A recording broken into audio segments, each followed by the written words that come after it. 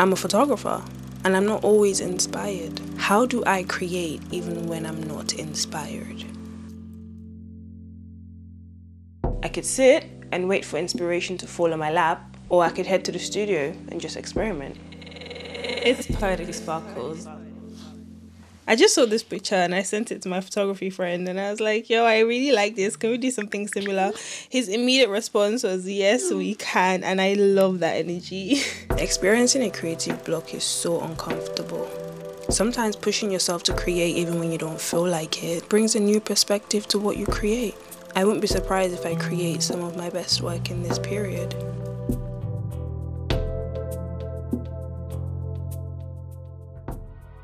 Deji, would you consider yourself a creative person? I know we've had, that's why I'm asking you the question. Because I think your answer is quite unique. No, I'm a technically sound photographer. You're a technically sound photographer. Yeah. That's beautiful. Your meeting started? Oh.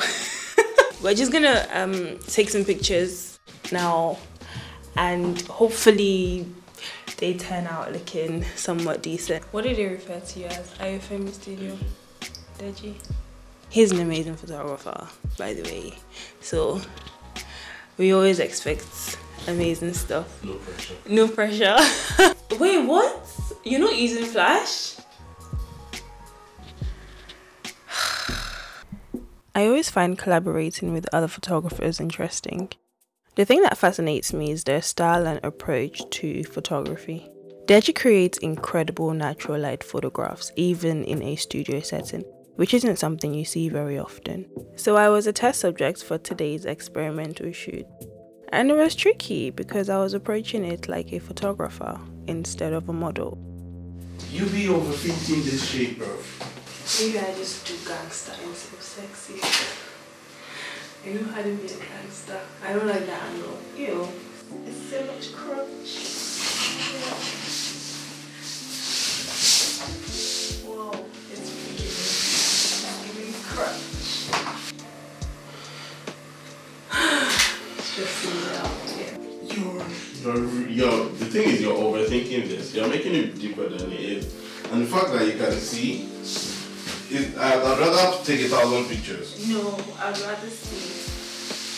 Because you're a micromanager. I'm not a micromanager. That's what you're doing. I'm not micromanaging. That's what you're doing. I'm just micromanaging. You're making it deeper than it is. I'm not. Can I get a picture? Yeah. Let me get the camera. Okay, cool. I'm an editorial and commercial photographer, so I mainly work with creative briefs. This means a brand comes to me with their vision and I execute it. Traditionally, editorial photographs are known for their clean and sophisticated look. On the other hand, commercial photographs focuses on selling a product. Although professionally I'm known for both of these styles of photography, my personal style carries a very different energy. It tells a story in a way. My story. This is more my style. I don't even know what this is. But like, this is pretty much the same thing you did and with the hand covering the crotch. You can do this. Alright, no.